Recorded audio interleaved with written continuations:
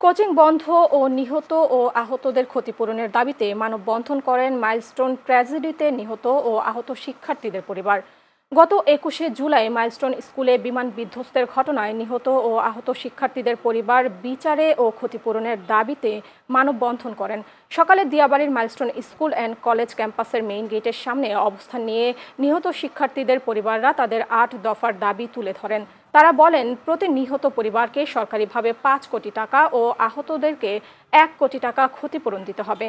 তারা আরও বলেন, বাংলাদেশের সকল স্কুল এবং কলেজ থেকে অতি দ্রুত কোচিং বাণিজ্য বন্ধ করতে হবে। এ সময় স্থানীয় বাসিন্দারা ও সাধারণ শিক্ষার্থীরা অংশগ্রহণ করেন তাদের সাথে। আমার ময়না পাখিটা ওই রুমের মধ্যে পড়তেছে ভাই। আমার পাখিটারে যখন বের করা হয়েছে আমি বলছি যে আমাকে একটু দেখতে দেন আপনারা।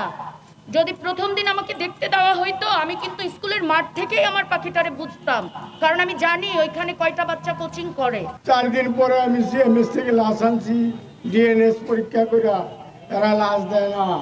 রাত্রে 2টা পর্যন্ত করলাম যে আমাদের লাশটা তো আমি চিনছি, শনাক্ত করলাম, আমার ভাই লাশটা দিয়ে দেন, কিন্তু লাশটা আমাদের দিল না। ঢাকা শহরের মতো জায়গায় বাংলাদেশ বিমান বাহিনী যদি প্রশিক্ষণ বিমান চালায়, এই দুর্ঘটনা প্রতিনিয়ত হবে। আমরা এর প্রতিকার চাই।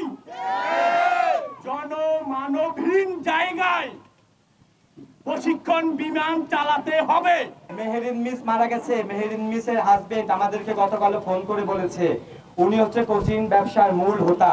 কোচিং ব্যবসা করে উনি ঢাকা শহরে 3টা ফ্ল্যাট কিনছে, আপনারা তদন্ত করে দেখতে পারেন। ওনার বেতন হচ্ছে 40,000 টাকা।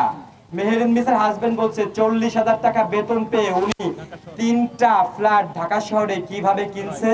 আপনারা চাইলে মেহেরিন মিসের হাজবেন্ডের সাথে যোগাযোগ করতে পারেন, তিনি আপনাদেরকে বলবে। আমরা 72 ঘন্টার মধ্যে কোচিং ব্যবসার মূল হোতা যিনি পার্সেন্টেজ খেয়ে 3টা ফ্ল্যাট কিনছে তার অপসারণ দাবি করছি।